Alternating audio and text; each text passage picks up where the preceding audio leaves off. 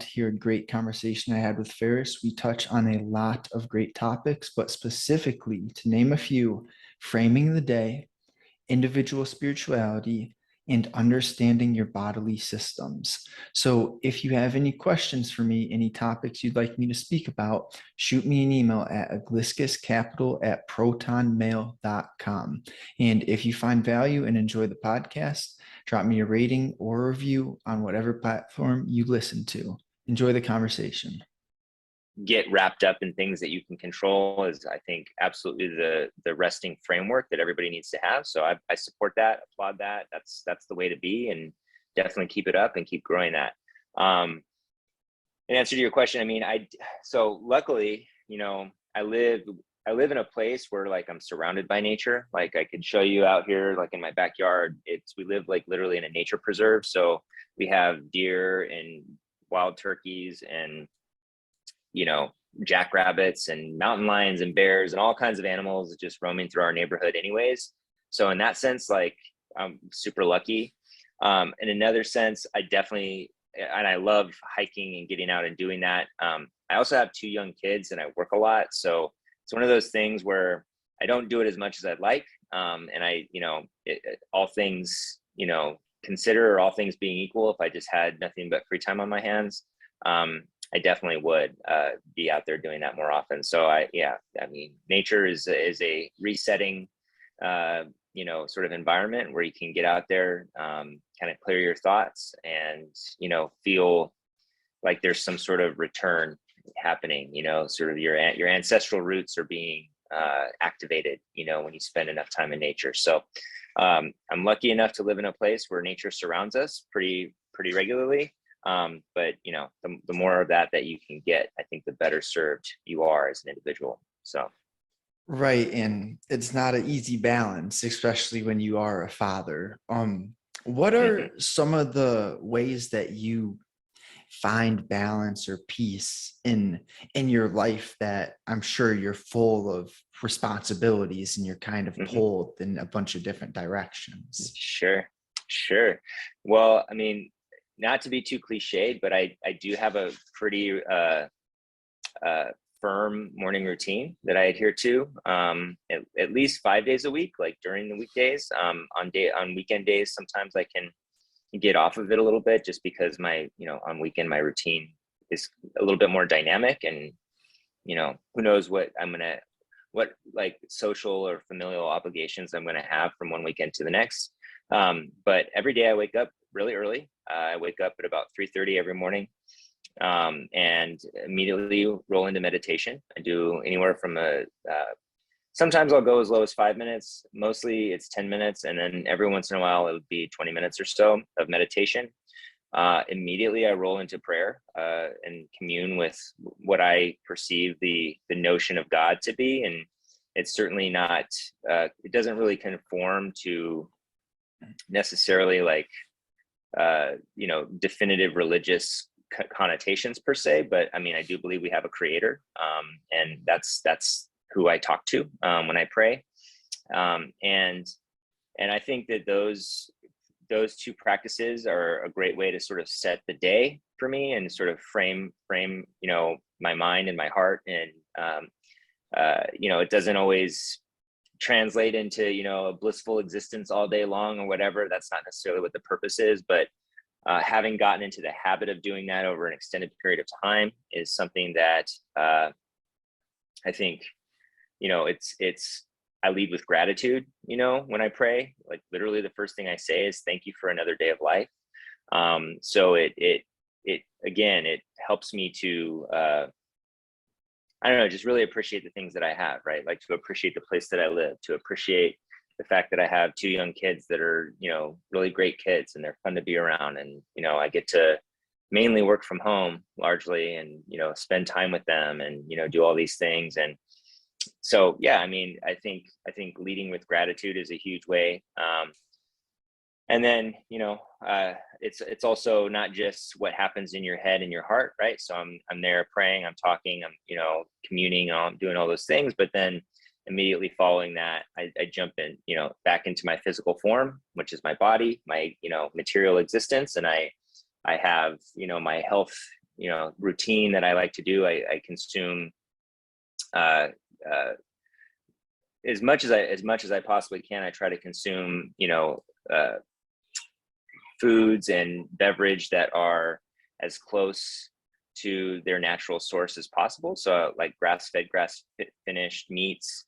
I have a kefir drink that I drink, and I'll just plug the brand. It's Maple Hill Farms. I don't know how accessible they are around the country, but it's a grass-fed, grass-finished kefir, very tangy, but it's delicious and it's great for gut health, and just sort of sets the tone for that. We drink raw milk in this house, as opposed to pasteurized milk, which is really great for gut health as well, because you're consuming all the bacteria associated with the milk and everything like that. So yeah, as soon as I'm done with my morning routine on the meditation and prayer side, I jump into just consuming some food and drink that is healthy and going to help me, give me the energy and the muscle building that I need to head into the day. So that's, I forget exactly what your question was, but that's kind of how I start most of my days, and kind of carry, frame my days and carry with me the priorities and the attitude and everything like that I have. No, that's very powerful. I think you brought up a bunch of important things for people who are aiming to improve their lives, things that will be impactful for them. So I've come to the conclusion that a lot of people with big religion can get pushed away from it because it seems so aggressive. And that's exactly what happened to me when I was younger. But I love how you referred to it as the creator, the source, because when you don't put these labels on things, labels are such a limiting aspect of our lives. And it makes me wonder, how did you first become drawn in, or what prompted you to start doing meditation and prayer? Because I know it's different for Mm-hmm. everyone, but I think it's beautiful how so many people do find themselves going down that path of starting the day Mm-hmm. with gratitude and just understanding that we are spiritual beings in a human body, not Mm-hmm. human Mm-hmm. beings. Yeah, no, it's great point. I mean, so I noticed you're wearing a cross around your neck. I've actually been, I have a spiritual sort of history in my life dating back to when I was a kid. My dad is Muslim from the Middle East. So I was raised sort of with in early childhood with sort of that framework for, religion in the world and spirituality. And then I've always been kind of a seeker, and like kind of interested in some of the bigger questions of life. And, for me, Islam, I have actually a great reverence and respect for Islam in many ways, and I can talk about that.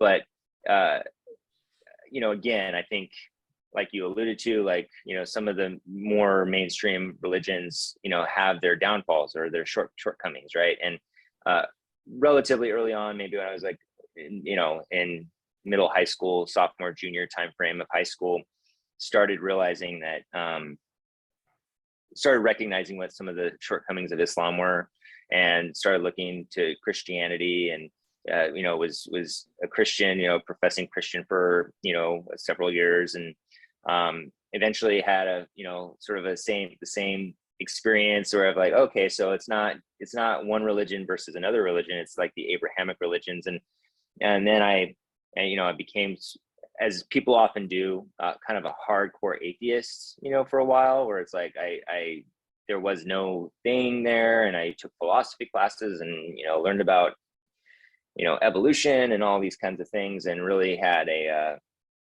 sort of an animosity towards religion, right? Like a lot of people can do. And it wasn't until I started sort of learning more about, you might say, new age, thinking, learning about sort of the laws of attraction, and learning about, just some of the certain mystics, and, some of the ways that you're able to commune. I had a mushroom experience that psychedelic mushroom experience that really sort of reignited a sense of like the divine, you might say, or a spiritual sense. And so eventually I started to realize like, okay, I don't know, I can't say for sure what is the ground truth of reality, and our how we got here and all that kind of stuff. But the idea that it just is, we just spontaneously existed, right? That the idea that like the Big Bang Theory, for example, absent a creator makes no sense to me, right? The idea that you would have some kind of seed with all the information in the universe and all the matter and all the things that we know, like your consciousness and my consciousness was baked into the seed of the Big Bang, and then it spontaneously, first of all, it came into existence somehow, and then it spontaneously burst and just kept continuously kept spreading and growing into what we have now. That doesn't pass the sniff test for me, and so pair that with the fact that I've always kind of been a seeker and sort of curious about things. I continue to refine and hone, and really, I think largely, I would say too, separate from any sort of seeking of spiritual truth, it was just a desire for self-improvement, and just recognizing that even without any sort of sense of spiritual without a spiritual sensibility, that you can gain great benefit from meditation, right? And even if you're not praying to what you think the creator is, you can still have a sense of gratitude. And both of these things are only going to enhance your life, right? These are in no way, shape, or form are they going to hinder you, right? They're not gonna set you back in any way. And so there was this, and it persists to this day, but a period where I got really into like self-improvement, right? And trying to find all the ways, it's like, which can be a trap unto itself, right? People can absolutely get locked into just this hacking everything, trying to live the most efficient, most healthy, most everything kind of life without, just like living, and so I fell into that trap for a little while, but I would say sort of a pursuit of my highest self was the impetus for me to sort of get into that habit. And there are a lot of really great people on social media. Social media can be a shithole a lot, but there are a lot of really great people on social media who espouse these kind of self-development, self-improvement values, and those are a lot of the people that I follow. And so in a lot of ways, it was social media helped me realize that you can have community with people, even people that you'll never meet, just based on shared values and a shared sense of like that we're just trying to be our best. So yeah, that's that. And too, it's like as a father of two relatively young kids, being a good example, not being an angry person, not being a narcissistic or self-involved person. These are things that I want to imbue in my kids. And so kids don't listen to what you say, they watch what you do, right? And so if I want to teach my kids something, I need to be the thing that I want them to be, right? And not expect them to be the thing that I tell them to be. So yeah, I love that. Kids will fail to listen, they don't fail to emulate. And yeah, that reminds great. me of the anti-role model. This was my father. So I looked at him and I was like, well, I don't want to be like that. So what is he doing? And that means I need to do the opposite, essentially. And sometimes you learn from experience. I love how you explained your we'll call it a spiritual journey, how you went through so many different phases. I think that's what is meant to happen.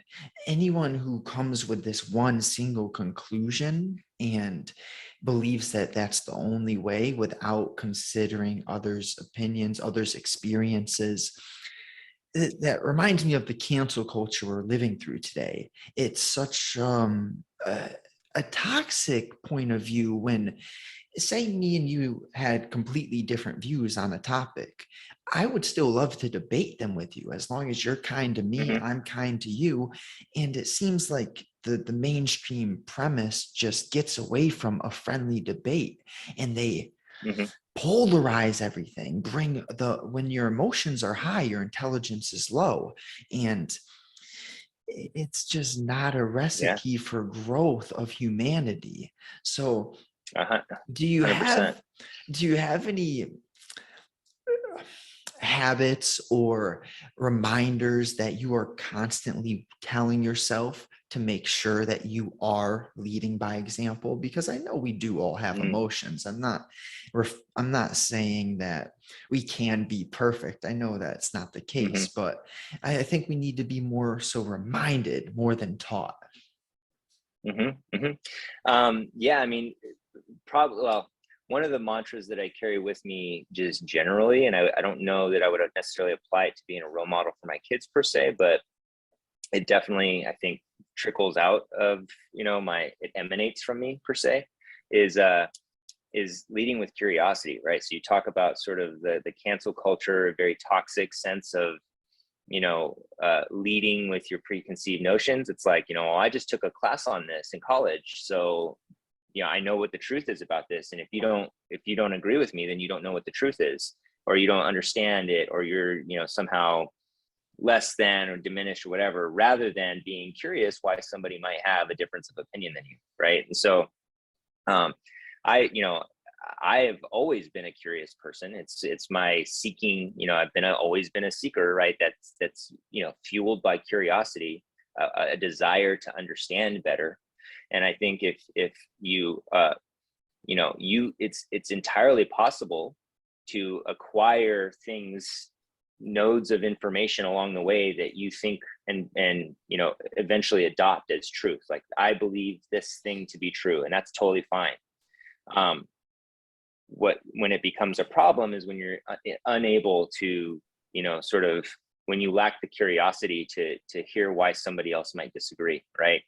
And at the end of the day, this is a multivariate world, right? We have all different types of people, personalities, backgrounds, cultural norms and standards, religions, philosophies, et cetera, et cetera. And it's a blessing that that's the case, to be honest, right? And I don't aspire to have a monoculture globally. I don't want to see everybody in the world share the same set of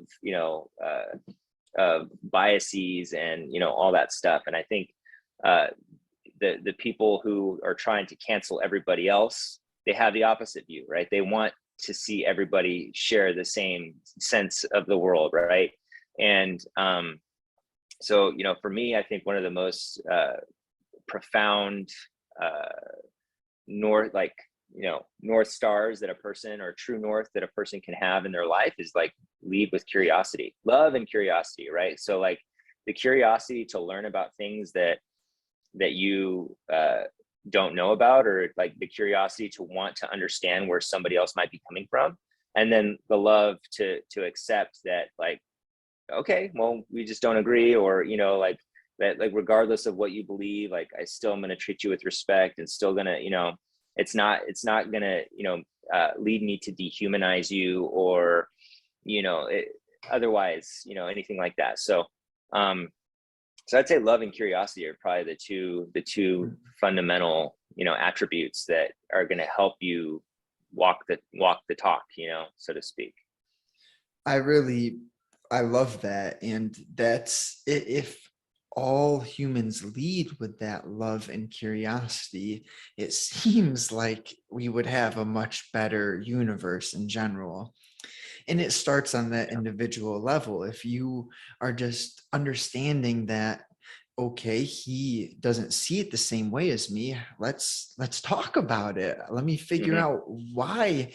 And we all come from different environments and personalities. I think, like you mentioned, that's the beauty of the world, is having so much difference between humans and Hmm. nature and everything. And so love and curiosity, I would consider those pretty those as values. Do you have any Mhm. other very important lessons or values that you plan to make Mhm. sure you teach to your kids? Because I'm very Sure. interested in how how a good father raises kids, Mhm. as I didn't have a good father, and I definitely want to make Mhm. sure that I am that Mhm. good father. So I'm here to Yeah. learn. Well, so I would also add, probably slightly underneath love is like, or like not that it's like less important, but it's a subset of love, which is humility and like a willingness to change your mind on things, right? So like a willingness to like there's no hard feelings in being wrong, right? Like it's okay. Like we come to a, let's say we're on opposite sides of an issue, right? And we're gonna discuss it. We're gonna walk through it, right? If you present information that I've never considered before, or a viewpoint, or data, or whatever it is, it's just like a really profound thought or idea, like it's not a hit on me to be like, oh, I never thought about that, that's a good point, actually. um so that's one thing I would say, to my kids, is never be afraid to like say you were wrong, or to be like swayed by like a good argument, right? That's another thing that's missing, right? We used to sort of have a gentleman's, and obviously, it would apply to women as well. Women haven't always been as well represented in society and so forth. Yeah, yeah, yeah. But like in terms of like, we used to have a culture in the United States of like, may the best argument rise to the top, right? And you would see sort of a gentlemanly approach to this, where it's like, oh yeah, yeah, that's a good point. But now, people are more concerned about winning, whatever that looks like, than they are about getting to truth. And so I think, don't there's no shame in being wrong. No one is born 100% right. No college professor is the sole arbiter of like what the ground truth is on any given subject, right? So that's one thing I would say. The other thing I would say is like, and then like the other side of the coin to humility, and like not in being willing to say you were wrong, is having the courage to step out and be wrong, right? Like having the courage to like proffer your thoughts, your ideas, like make your case. And you know what, like let it land. Let's see where, see how it goes. Let's see what type of response that you get. And that's a lesson that I can continuously learn from for myself, right? Because putting myself out there isn't always the most comfortable thing. I can often find myself, I don't fit neatly into any box, any group, right? And so like I can say something that will equally piss off the conservatives, the liberals, the Christians, and the New Agers. I somehow or other have a skill to like thread the needle such where every single one of those groups will be like find an issue with what I just had to say, right? And so, oftentimes the impulse is to, I just won't say it. Well, if there's something edifying, if it's yeah, I mean, if it's arguing with some random stranger online, then it's probably better that I don't say it. But if it's a matter of like, throughout the course of like, we're talking face to face, I'm actually quite honored that you reached out to me. By this is a side note, that you reached out to like schedule this conversation. I would treat I'll treat this conversation, this interaction in a way where it's like the investment, even the little investment that we have, where we connected online, we're having this discussion. This is enough for me to want to like have that good faith, like sort of dialogue where like I present to you, see what you have to say, you present back.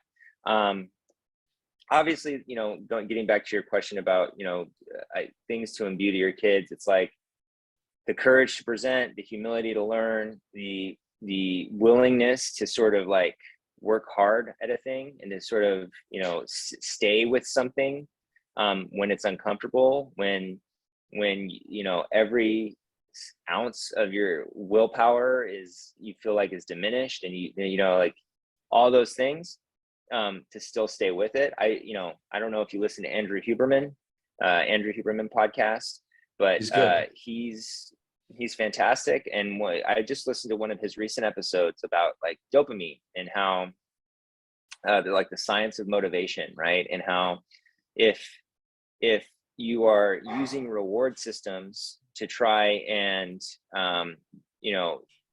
as the basis for doing a hard thing. Like let's say you want to get in shape, and part of your plan for getting in shape is to go to the gym regularly.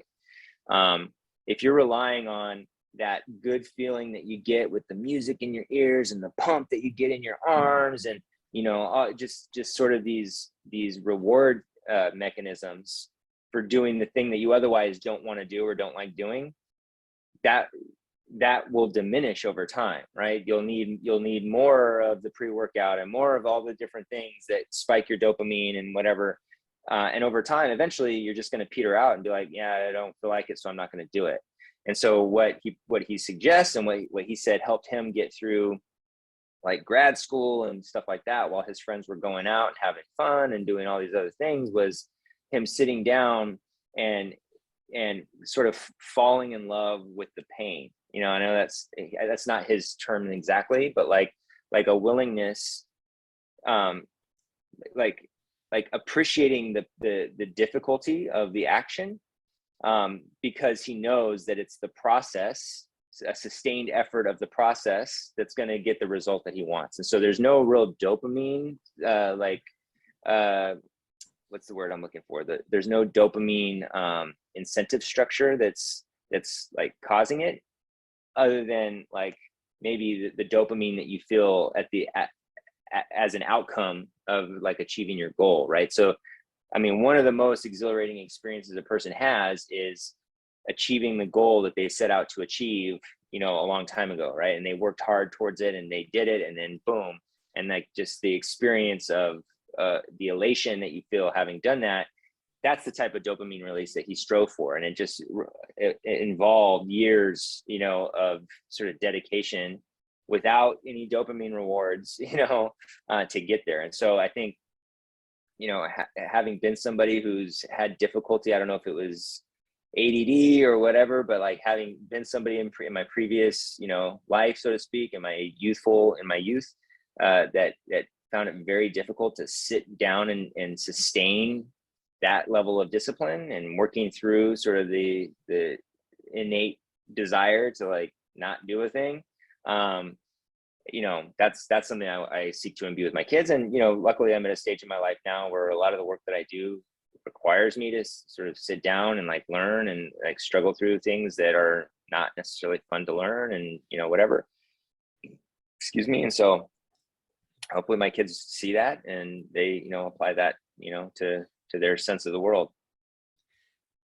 There's a huge importance in having that long-term goal rather than like, I get it. Appreciate the small wins. What you did today, appreciate that. But I purposely stopped listening to music when I worked out. I've been working out for a long time, and it's along exactly what you're talking about. I'm like, this music makes me enjoy the workout. It gives me that dopamine. So how can I make this harder?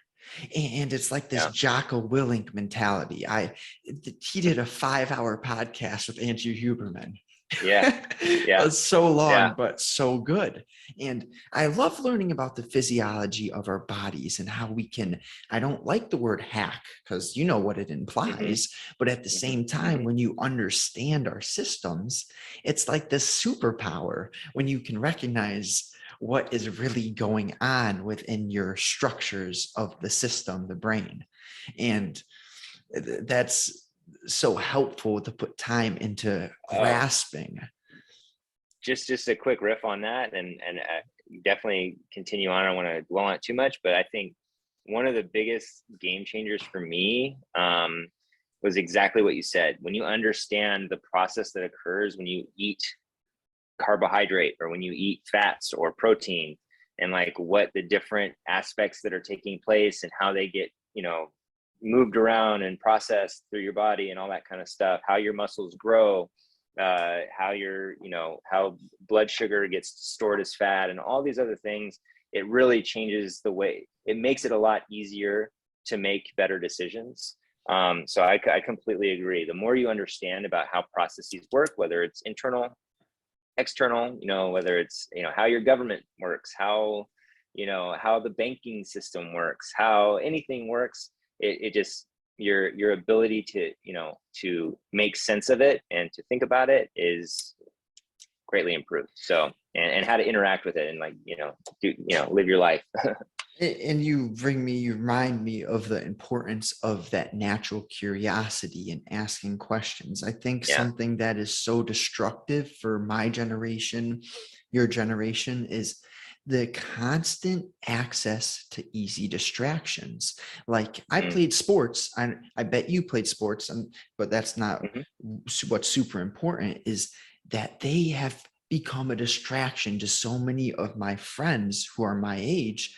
They're not focusing on the bigger things like learning about our physiology and how the Mm-hmm. brain works and all these systems that could change their lives if they put time into Yeah. them. Rather, they're talking about this guy's stats and, oh, this guy's on this Mm-hmm. team.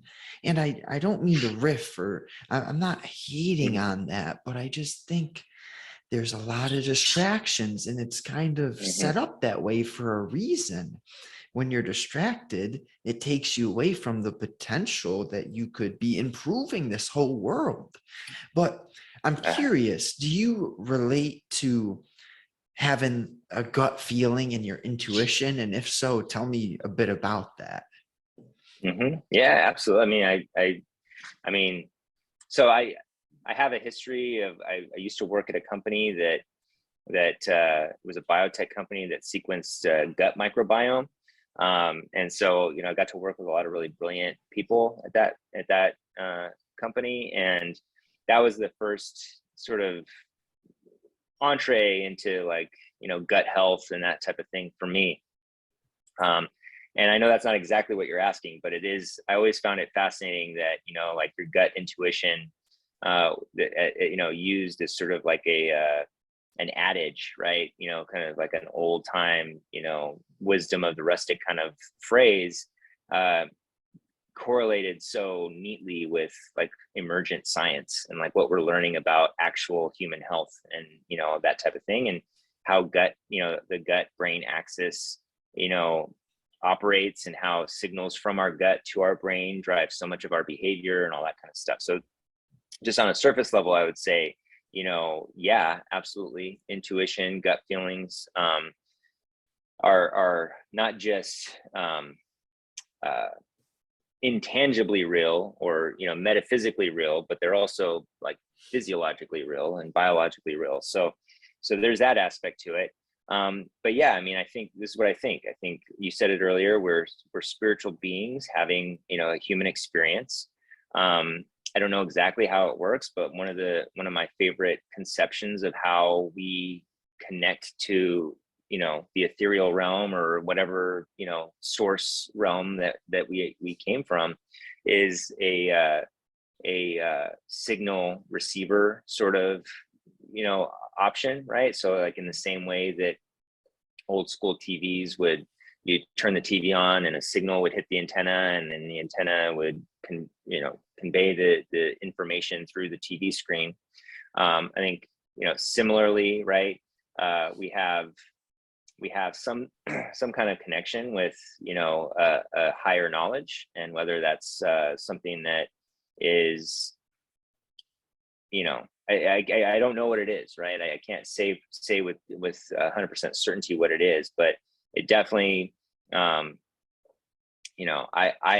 am not afraid to act from the gut, and sort of use my instinct to, either judge someone's character, or judge, that's a harsh word, evaluate someone's character is probably a better way to put it, or evaluate a situation that like doesn't feel right, or I'm just not comfortable with, how things are shaping up, or, I've backed out of big decisions, in the past, based on just not feeling right about how it was, like I said, shaping up. So yeah, I mean, I think it's real. I think, things like meditation and prayer help to hone that, right? Because I think a lot of people, and I used to be the same way, where it's like, how do you discern between what is like your higher self, or some sort of, what is like a true instinctual reaction to something, versus what is like my own internal self-talk and like doubts and, like self-doubts and all these kinds of things. And I think, there is an element of people just sort of having too much of their own chatter in their mind, and it's not always going to be the case that, you know, if you meditate on negative thoughts, and if you meditate on, if you train your mind in a certain way, that you can confuse or mistake what you might call your intuition for something else. And so, yeah, I think the more intentional you are, the more intentional of a lifestyle you lead in terms of, like I said, meditation and prayer, but eating healthy and, checking yourself like throughout the day. Like if my kids do something that is inherently frustrating because I've told them 10 times not to do a thing and they did it for the 11th time, like checking my impulse, actively, consciously checking my impulse to like raise my voice or, just have sort of a knee-jerk reaction. The more you live in that state, I think the more attuned you become to like an instinct or an intuition to make right choices and to have, to navigate your life in a more, productive way.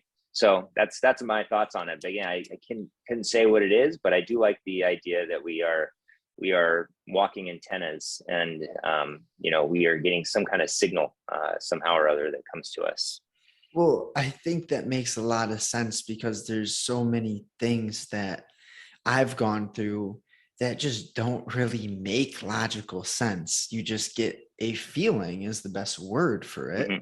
And that also, when you mentioned the physiology or the physical part behind the gut, I do agree the Mm-hmm. gut is a second brain. What we put Mm-hmm. in our systems, you mentioned the raw milk and the grass finished foods and the Mm-hmm. natural foods, all that stuff makes so much sense. And I think more people would benefit so much by learning, being curious about how what they consume affects Mm-hmm. their mood and how they think and how their body develops. That reminds me of Yeah. this study that they did on rats talking about skin cancer. See, I'm not a big fan of almost anything artificial, and that includes bug spray Mm-hmm. and sunscreen. Almost any chemicals I really don't support. Yeah. But I don't want to rant. The study was about the rats, and the one pair of rats was fed the diet that we consume, natural things. We'll keep it simple. And the other section of rats was fed unnatural things, Oreos, Mm-hmm. goldfish, just lab Mm-hmm. Mm-hmm. produced things. And the skin cancer rate on the natural food rats was about 0. Compared to the other rats, it was through the roof. So that's just one of those things where people think skin cancer, oh, the sun is so bad, lather up in sunscreen. In Mm-hmm. reality, I don't encourage getting burnt, but I think you're better Mm-hmm. off just tossing on a long sleeve shirt, wearing a hat, and eating good foods. You won't get skin cancer that way, at least compared to the study. Mm-hmm. And there's just a lot of things in life that really go along those lines. For diet, a few rule of thumbs that I really enjoy is if you can't pronounce the ingredients, don't put it in your body. Mm-hmm. Like if they're crazy chemicals, stay away. If there's more than 5 to 10 ingredients in it, maybe if it's simple bread, 5 ingredients, Mm-hmm. wheat, yeast, water, salt. Okay, Yeah. we're talking. That's cool. Yeah. But once you get above 5 to 10 ingredients, it really doesn't belong in your body. What do you think Yeah. about that? Well, one of the things that I like to tell people or remind people, and it's one of those thoughts that is kind of duh and obvious on its face, but until you've taken the time to actually consider the implications of it, you don't really appreciate it. So this is what I say. It's like literally for every person that's alive today, there are thousands of generations of ancestors that had to overcome and thrive, and like whether it was like the marauding Genghis Khan, or it was the Black Plague of Europe, or it was whatever natural disaster, like like the resiliency of the ancestors that had to survive in order for each and every person that's alive today to even exist. That's some major fortitude, right? And so getting back to your point about like sunscreen and, the foods that we eat and all these kinds of things, it's like, what were those resilient ancestors of ours eating and, doing, and how are they acting? How are they being? I think that's a good litmus. I mean, litmus is probably the wrong term, but it's just a good template, I think, to adhere to. And because right now, I think it's fair to say that we are not very resilient, right? At least according to the standard view of history, right? What we learn in public school and so forth. It's pretty clear to me that we are among the least resilient, cohort of humans to populate this planet and dominate this planet in, 1,000 generations, so, to your question or to your point, like, yeah, I think the further you get away from what is a nature born, like, food item or, like natural remedy or whatever, the more harm that you are at risk of bringing onto yourself, right? And I think there's a reason why, certain disease is so rampant today. And I don't think it has to do with the sun, which has been here, right, since time immemorial. The sun was here before we were. So I don't think that all of a sudden the sun is like a major problem. I don't think that all of a sudden, I just saw a headline from a prominent publication the other day that's talking about the overconsumption of protein is becoming a problem because we're when we urinate into the toilet, we're getting all this protein into the toilet, and it's getting into our water supply, and this is like this huge problem. And I'm thinking to myself, humans eating protein has always existed. Humans taking SSRIs and various pharmaceutical drugs and stuff like that has not always been the case. Why are you more worried and concerned about protein, excess protein getting into the water supply than you are about these antipsychotic drugs and other, like drugs that has been proven when you take SSRIs and then you pee them into the toilet, they do get into the water supply. They absolutely do. And so, I would just say, oftentimes, what are the incentive structures that drive a lot of the information that comes out, right? Well, if you're talking about a pharmaceutical company, their incentives are very clear, right? And if you're talking about a government agent, his incentive structure or her incentive structure is to stay in power, right? The pharmaceutical executive's incentive structure is to earn more money and to, extend their power, or stay in power or whatever. And so I just think that, there's not a whole lot of money in like having everybody be healthy and happy, right? Like it's a lot easier to induce somebody to take an action that you want them to do if somehow or other they're convinced like they're deficient in some way, that they need, and so, yeah, I mean, at the end of the day, like, it's not a perfect heuristic, but I agree. Like, the further away from nature that you get, if you can't pronounce the word, if it was made in a laboratory, I saw a really great meme the other day, kind of taking a jab at vegans. Now, I have got vegan friends. I'm not trying to knock vegans as such, but based on what I've learned about nutrition and health and stuff like that, veganism is not the premier way to sustain your health, right, through food and so forth. And the meme that I saw was, yeah, when people talk about plant-based, what they're really talking about, it was like made in a plant, like a manufacturing plant. It's not coming from a plant, as such. Now, there, if you're, yeah, whatever. I was going to go on a kind of a tear, not knocking the vegans, but it's not my intention to do that. So, right. Anyways, I'll leave it there. I completely agree with you. I'll just say that. See, I like how you stopped yourself there, because we're not here to like rant and rave on Right. people, but at the same Right. time, those incentive structures are so important for us to pay attention to. My core belief is anything the government says, oh, I believe the Yeah. opposite, because Yeah. Yeah. I really do not trust their incentive structures. It brings me back to Right. what we spoke on earlier with our government, that one world order. That's what they want. One population of people who all think the same. And it's Hmm. funny how Mr. Bill Gates is the largest landowner of farmland right now. And what's he doing? He's destroying the farmland. He's Hmm. doing that Hmm. for that incentive structure. I'm sure he's a huge investor in all of these plants that produce Hmm. plant-based eggs, etc. It's very hard for me to watch what's happening with our world right now and Hmm. stay optimistic, but at the same Hmm. time it's my duty to aim to educate individuals to take care of Hmm. their health. And when you look at someone, results really don't lie. And you take a look at Hmm. Mr. Gates, his body does not look good. His body is not, for all that money you have, he has little soy boobs. And it's like, what is going on? Are we going to listen to that man about his health advice when he looks like that? Yeah. And Well, it's I think he's really a good sorry, go ahead. go, you can go on.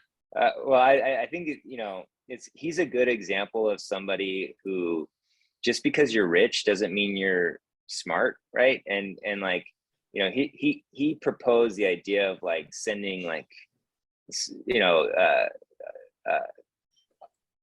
fake dust particles or some kind of like synthetic material up to like block the rays of the sun to fight climate change.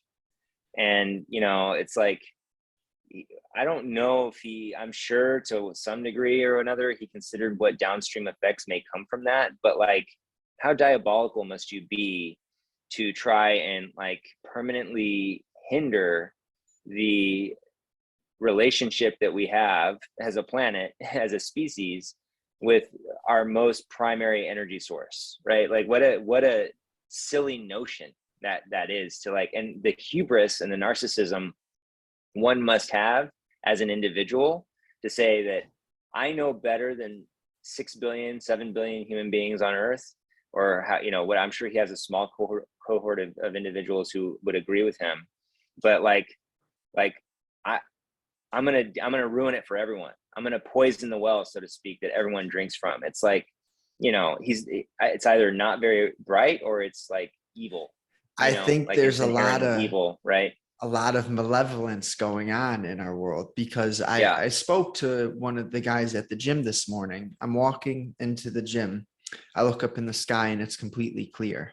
I see 1, 2, 3 jets all spraying Hmm. something. I go to that guy. I'm like, you see they're spraying something.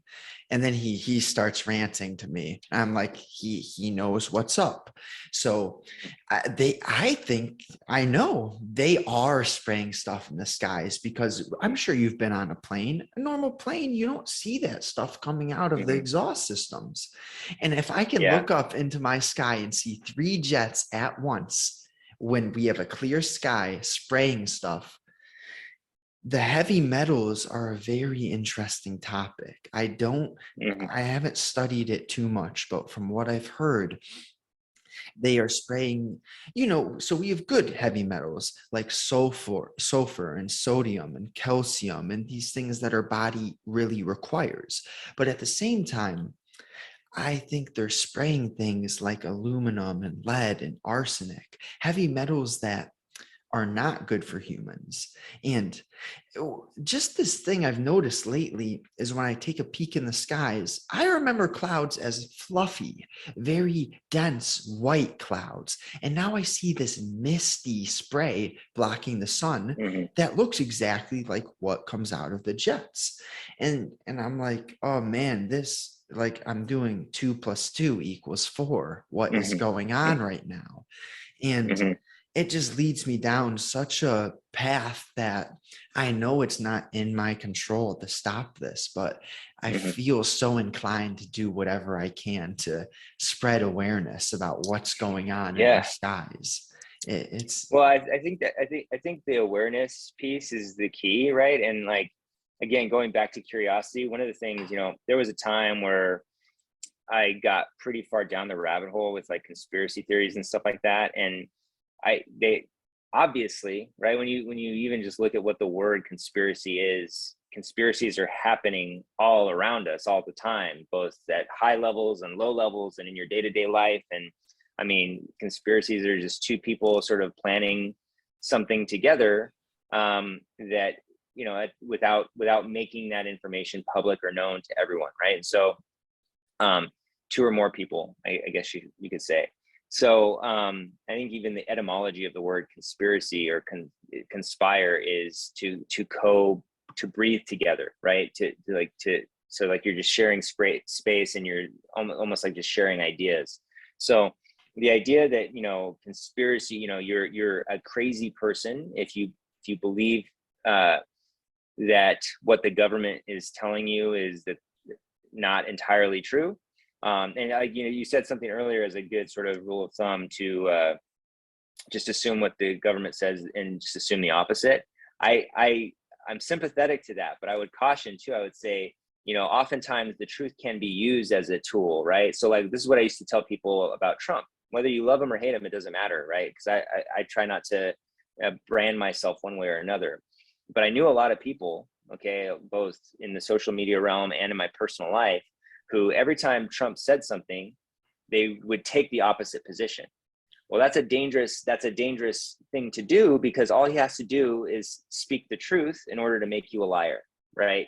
So I think that it's always be skeptical, always have an air of you know, recognize that, you know, perverse incentive structures are going to cause people to lie to you, but they can also they can lie by omission, right? They can tell a partial truth and not drop, you know, and withhold the piece of information that completely recontextualizes what they said, right? So those are ways that lies can come down. So so to the point of like, yeah, I mean, we actually, even though we live in a pristine area, relatively speaking, we see, you know, what you would call chemtrails, or, you know, the trails that come off from planes and stuff like that.